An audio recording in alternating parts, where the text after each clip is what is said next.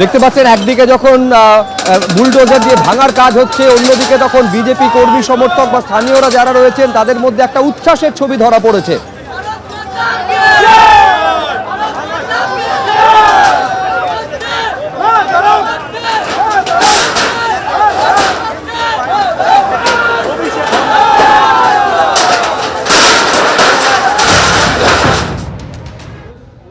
এখান থেকে আমাদের বিগত দিনে এত অত্যাচার করা হয়েছে, আমাদের বাড়ি থেকে বেরোতে দেওয়া হতো না, মার ধর আমাদের কি অত্যাচার করেছে এই সেই জায়গা। আজকে এখান থেকে উদ্ধার, আমরা আজকে বিপদ তরণের দিনে বিপদের খাঁটিটাকে উপড়ে দেওয়া হবে।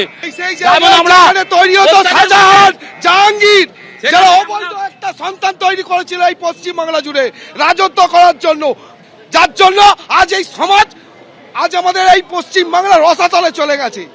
এটাকে সবার আগে দরকার, এখান থেকে কালীঘাটে এটা তুলে ফেলতে হবে, কারণ আমরা যারা ডায়মন্ড হারবার বাসী অবৈধ আমরা জানি কি পরিমাণ অত্যাচার এখান থেকে বসে বসে আমাদের উপরে করা হয়েছে। তারা বলছেন যে এই যে অফিস রয়েছে এখান থেকে তাদের উপরে অত্যাচার করা হতো বলে এখানকার বিজেপি কর্মীরা।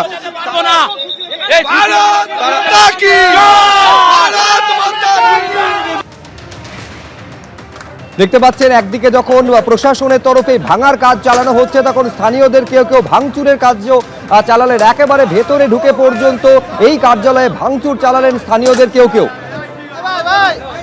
3টি বুলডোজার দিয়ে 5 তলার এই যে সাংসদ কার্যালয় অভিষেক বন্দ্যোপাধ্যায়টা ঘুরিয়ে দেওয়ার কাজ চলছে। আর ঠিক তখনই হাতুড়ি নিয়ে ভেতরে ঢুকে পড়লেন কয়েকজন এবং ভাঙচুর চালালেন তারা।